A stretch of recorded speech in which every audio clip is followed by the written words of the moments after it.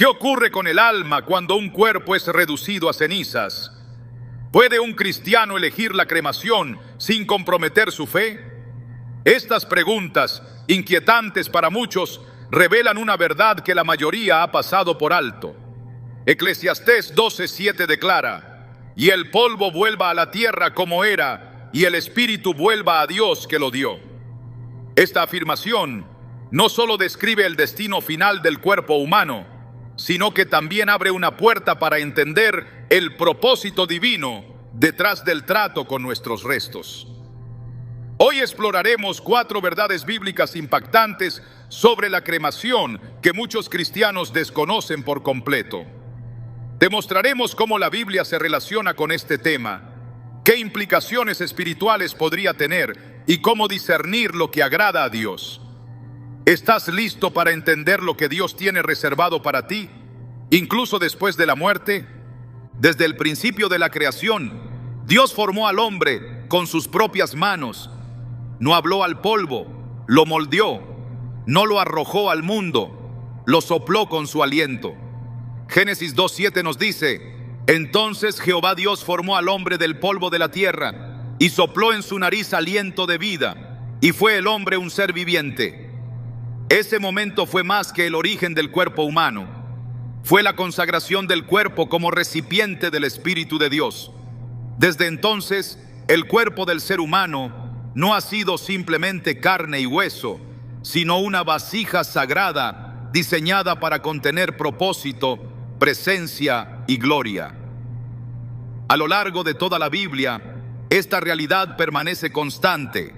El cuerpo es algo que Dios valora profundamente, y cómo lo tratamos refleja cuánto entendemos su diseño.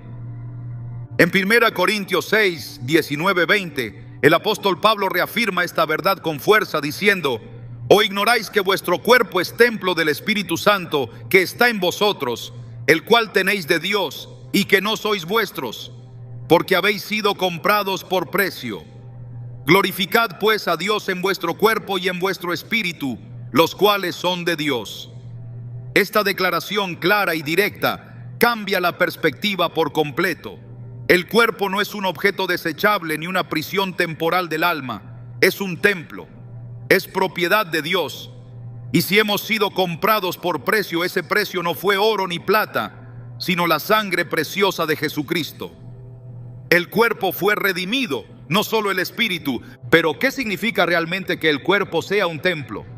¿Y cómo debería eso influir en las decisiones que tomamos respecto al cuerpo, incluso después de la muerte? Esta pregunta lleva a muchos creyentes a una encrucijada, especialmente al considerar la cremación. En un mundo que cada vez más normaliza prácticas alejadas de los principios bíblicos, muchos han comenzado a ver la cremación como una alternativa práctica, económica o cultural. Pero lo que es aceptado por el mundo no siempre es aprobado por el cielo. Romanos 12:2 nos exhorta: no os conforméis a este siglo, sino transformaos por medio de la renovación de vuestro entendimiento, para que comprobéis cuál sea la buena voluntad de Dios, agradable y perfecta.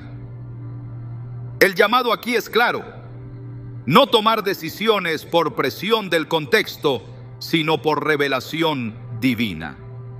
A lo largo del Antiguo y el Nuevo Testamento, vemos que Dios le da una importancia especial al cuerpo humano, incluso después de que la vida lo ha dejado. En ningún relato bíblico se describe al cuerpo como un simple caparazón sin valor. Por el contrario, los cuerpos de los patriarcas, profetas y siervos de Dios eran tratados con honra, no por lo que eran, sino por lo que representaban, porque cada cuerpo guardaba una promesa: la esperanza de la resurrección.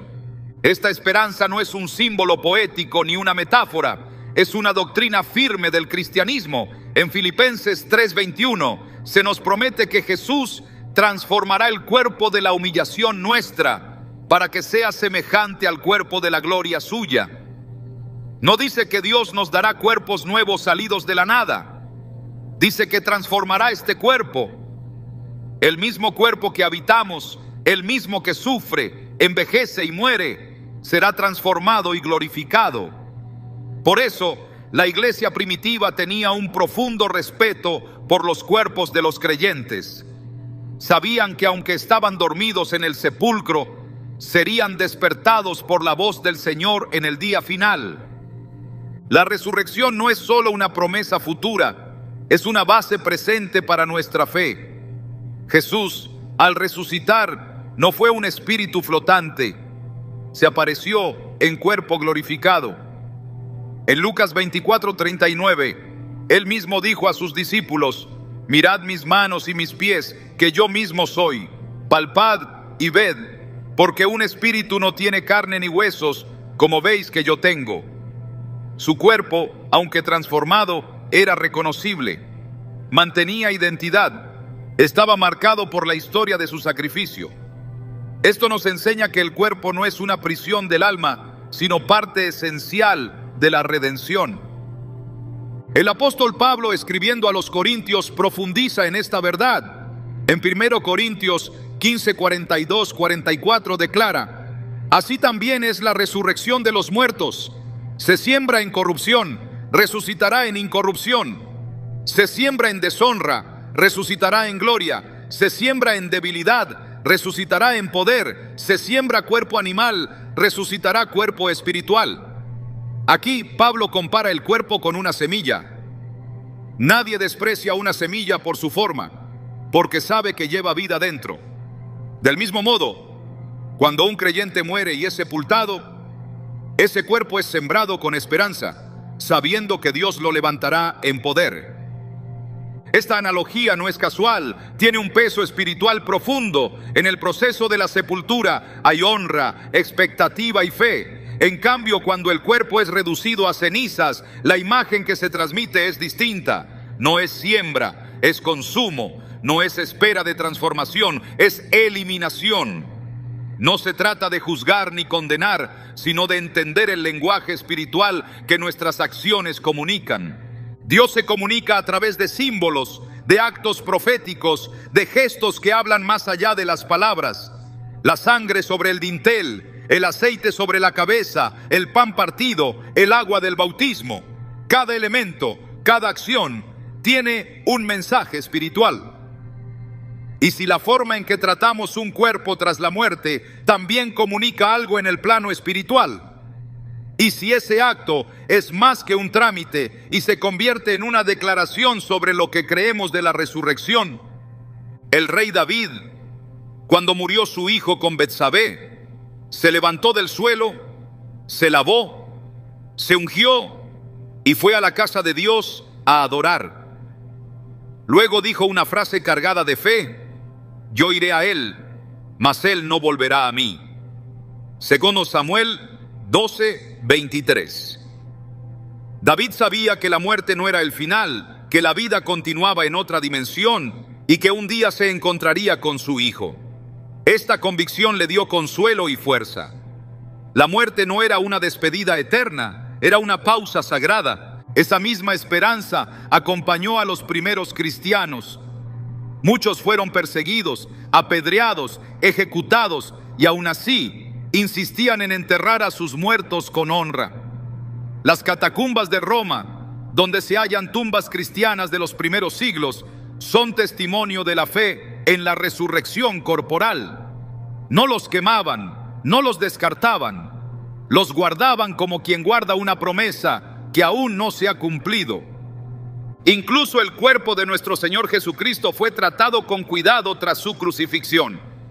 José de Arimatea lo tomó, lo envolvió en una sábana limpia y lo colocó en un sepulcro nuevo.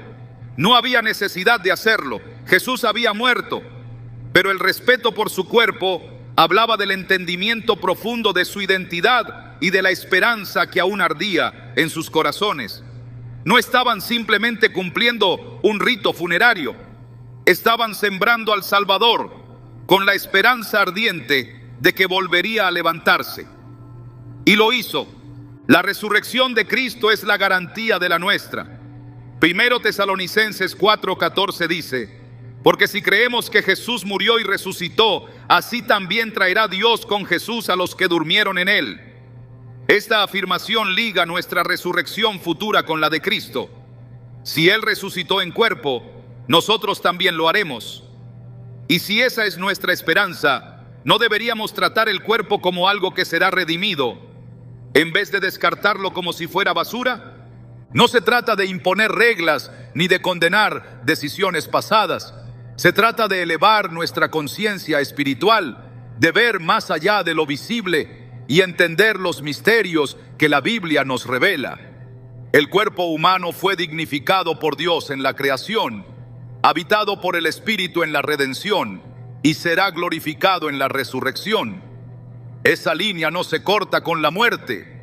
Al contrario, en la muerte se sella con fe.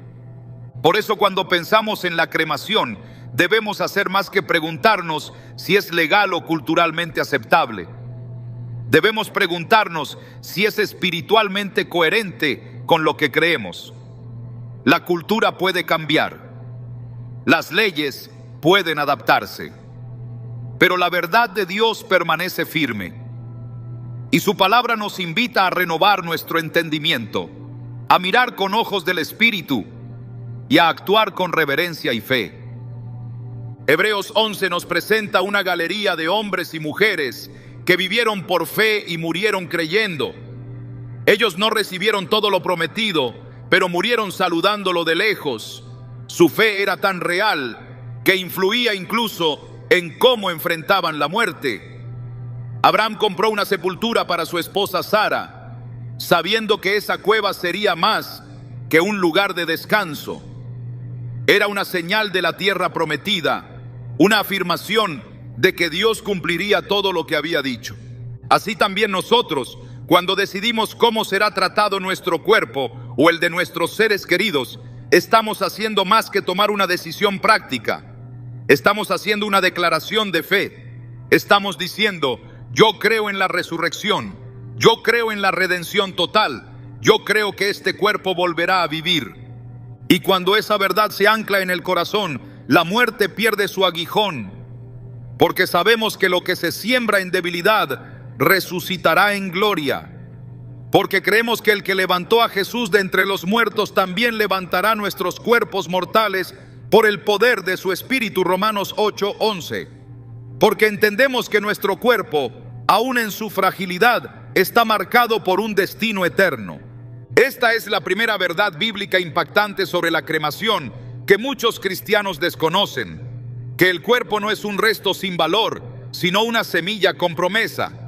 Que no se trata solo de lo que hacemos con los restos, sino de lo que creemos en el corazón. Y que al honrar el cuerpo, honramos también al Dios que lo creó, lo redimió y un día lo glorificará. ¿Y tú? ¿Estás viviendo y decidiendo como alguien que cree en la resurrección? Desde los primeros capítulos de la Biblia, Dios establece un patrón que revela cómo Él espera que tratemos el cuerpo humano tras la muerte. No se trata de un simple detalle narrativo, sino de una señal constante a lo largo de toda la Escritura. Abraham, considerado el padre de la fe, recibió la promesa de una tierra, pero en vida solo compró una porción de ella, una cueva para enterrar a su esposa. Génesis 23 nos muestra cómo Abraham insiste en pagar un precio completo por la cueva de Macpela para sepultar a Sara. No improvisó, no la dejó a merced del viento ni del polvo, la honró. Y al hacerlo nos dejó una imagen que traspasa generaciones. El acto de sepultar no era un mero rito cultural, sino una declaración de esperanza y reverencia. Esa misma cueva se convirtió luego en el lugar de descanso de Abraham, Isaac, Rebeca, Lea y Jacob. En Génesis 49, 29, 31, Jacob da instrucciones precisas a sus hijos: yo voy a ser reunido con mi pueblo, sepultadme con mis padres en la cueva que está en el campo de Efrón, elitita. Sus palabras no están cargadas de nostalgia, sino de propósito. Él no quería ser dejado en cualquier parte. Quería ser sepultado junto a sus antepasados en la tierra que Dios había prometido, afirmando así su fe en la promesa de un futuro cumplimiento.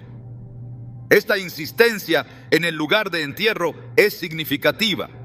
Jacob sabía que su cuerpo, aún después de muerto, seguía siendo parte de la historia de redención. Su descanso no era olvido, era expectación.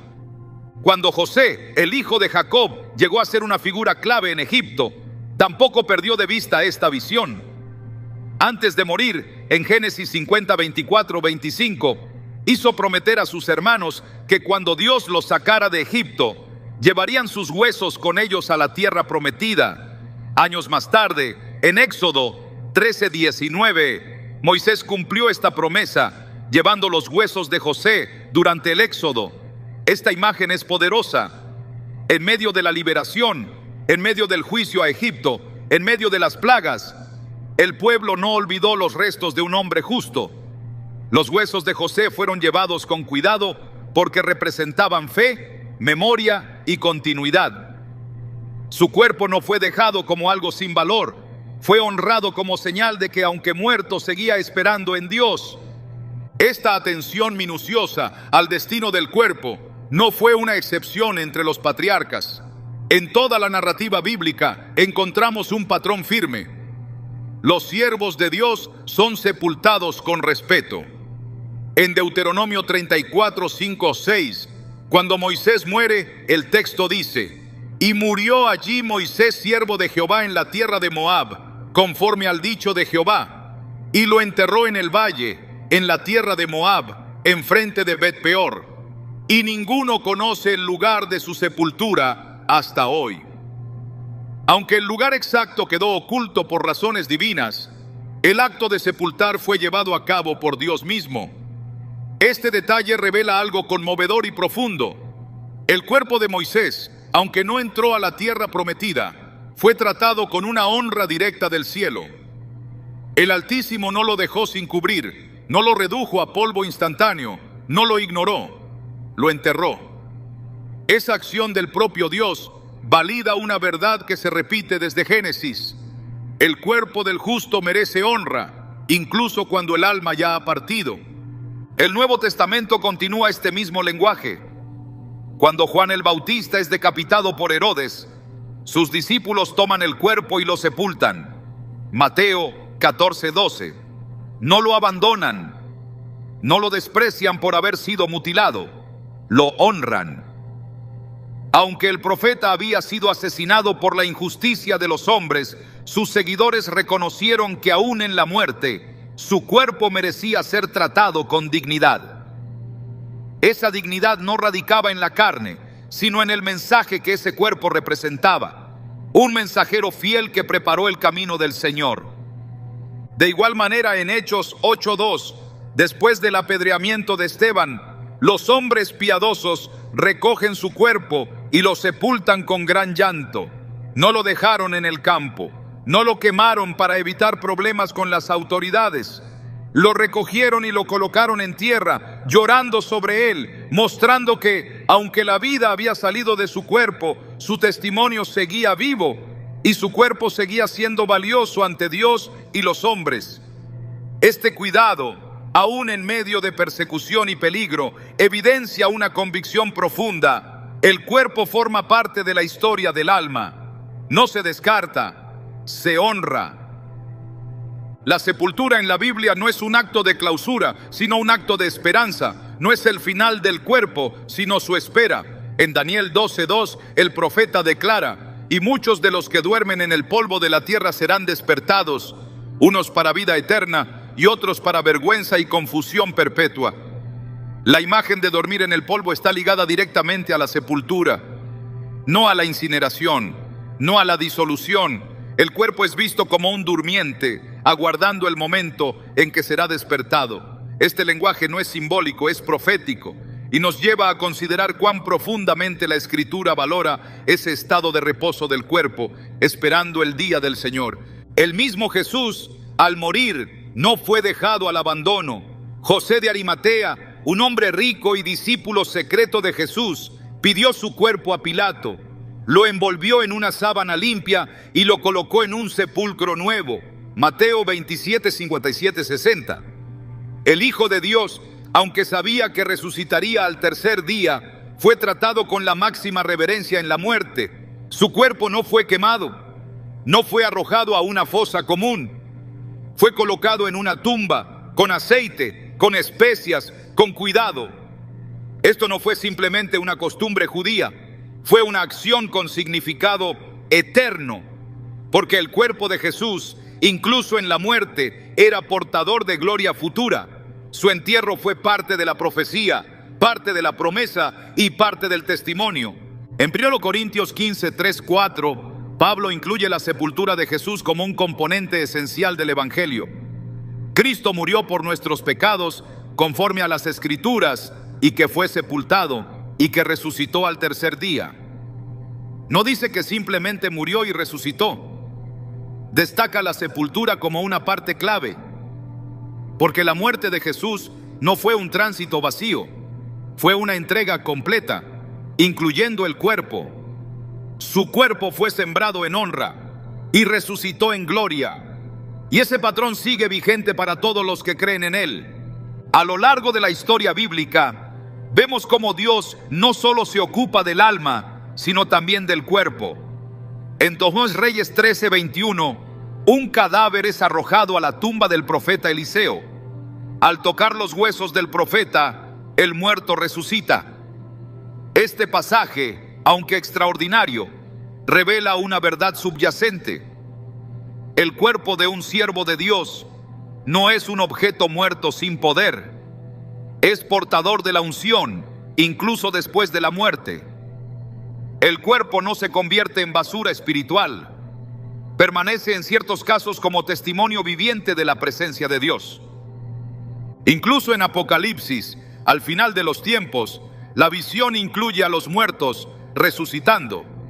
Apocalipsis 20:13 dice: y el mar entregó los muertos que había en él, y la muerte y el Hades entregaron los muertos que había en ellos.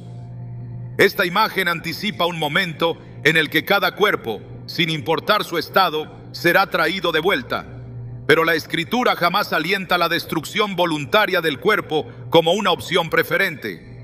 La cremación, como acto de consumo inmediato, no se presenta en las Escrituras como una práctica asociada a la esperanza o al honor.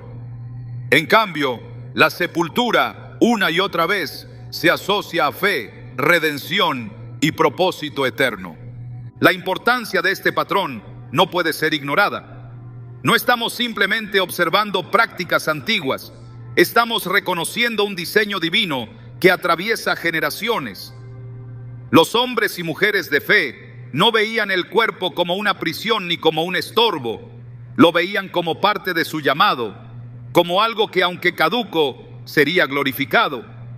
Romanos 8:23 dice: nosotros también gemimos dentro de nosotros mismos, esperando la adopción, la redención de nuestro cuerpo. Pablo no espera solo la redención del alma, espera también la del cuerpo. Esa esperanza exige un trato reverente con aquello que será transformado. El Evangelio no es solo un mensaje de salvación espiritual, es una promesa de restauración total. Incluye la mente, el alma y el cuerpo.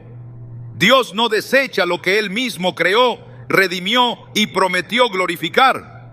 Y si ese es el corazón del Creador, ¿no deberíamos nosotros actuar con la misma honra hacia los cuerpos que un día volverán a levantarse?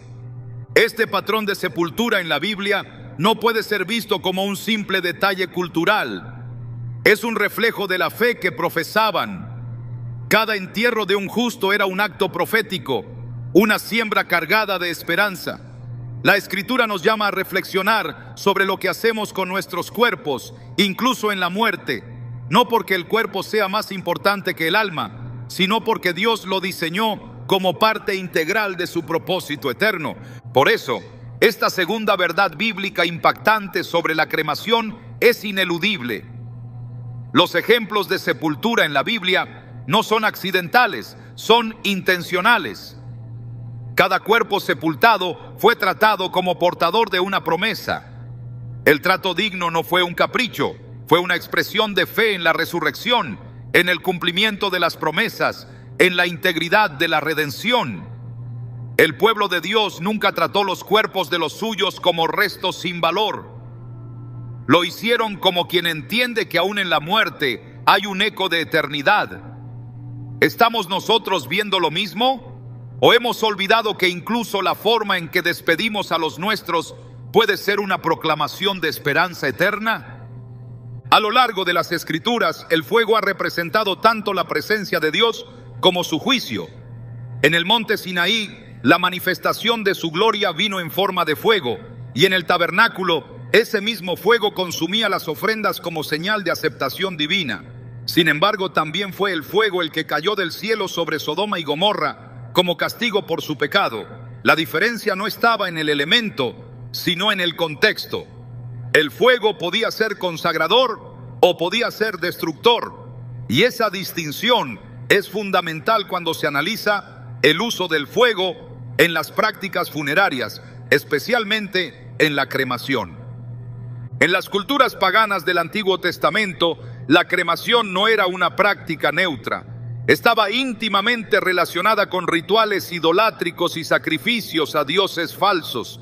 El pueblo de Moab, por ejemplo, fue condenado por Dios por haber profanado el cuerpo de un rey enemigo, quemándolo hasta reducirlo a cenizas.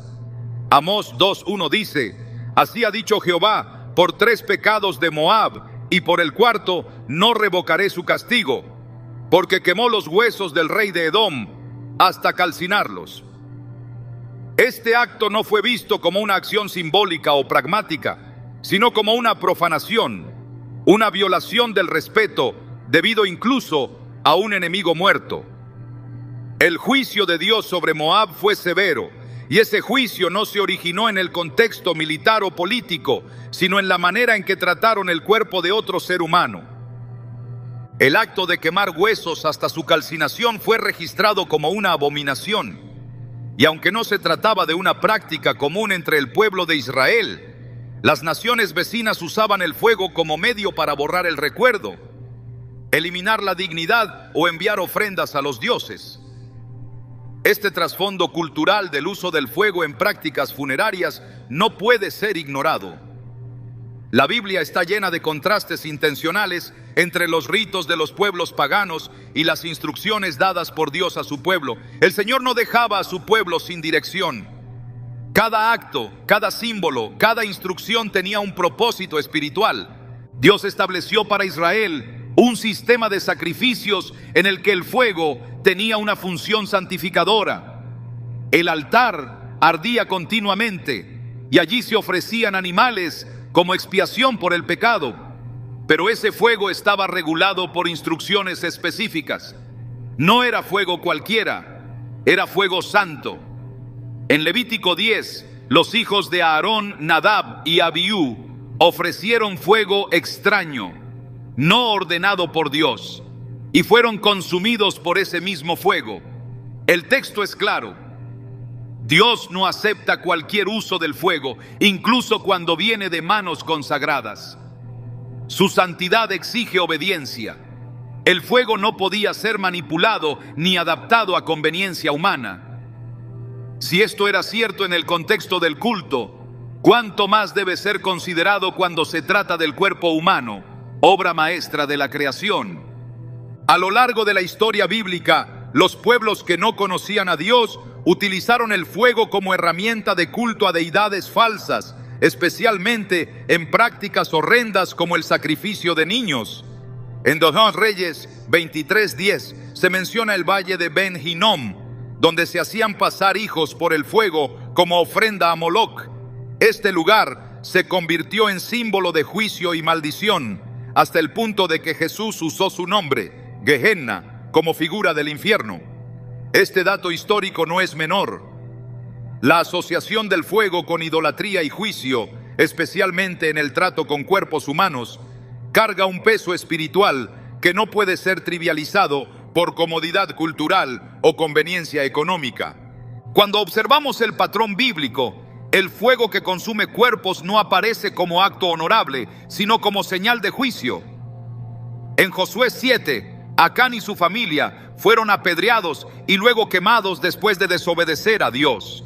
En 2 Reyes 1, el fuego cayó del cielo y consumió a los soldados que se atrevieron a desafiar al profeta Elías.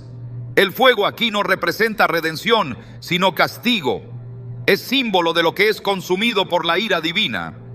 El cuerpo humano, en cambio, cuando es tratado con dignidad, es enterrado con esperanza. La sepultura siempre aparece ligada a descanso, a promesa, a espera. La quema aparece ligada a juicio, a destrucción, a separación definitiva. Incluso en el Apocalipsis, el fuego sigue desempeñando un rol simbólico potente. Apocalipsis 20:15 dice: y el que no se halló inscrito en el libro de la vida fue lanzado al lago de fuego. Este no es un fuego que transforma ni purifica, es uno que consume eternamente. En toda la narrativa bíblica, el fuego nunca se utiliza para dignificar el cuerpo humano en la muerte. Su uso siempre está rodeado de advertencias, símbolos de juicio y prácticas que Dios abomina cuando están desligadas de su propósito. Aunque algunos intentan argumentar que el uso moderno de la cremación está desligado de todo simbolismo pagano, el lenguaje espiritual sigue teniendo fuerza. En la Biblia, los actos visibles siempre comunican verdades invisibles.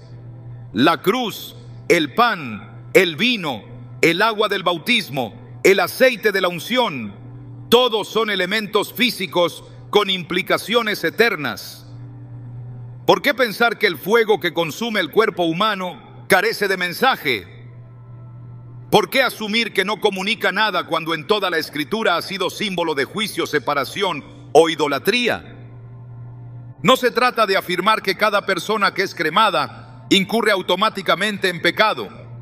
La Escritura es clara en mostrar que Dios mira el corazón, pero también es clara al mostrar que nuestros actos exteriores hablan de nuestras creencias interiores. Lo que hacemos con el cuerpo refleja lo que creemos sobre su propósito y su destino. Si toda la Escritura muestra que el cuerpo debe ser sembrado en tierra como señal de esperanza en la resurrección, ¿qué mensaje estamos enviando cuando optamos por destruirlo completamente con fuego? El apóstol Pablo en 2 Corintios 4:14 dice: sabiendo que el que resucitó al Señor Jesús, a nosotros también nos resucitará con Jesús y nos presentará juntamente con vosotros.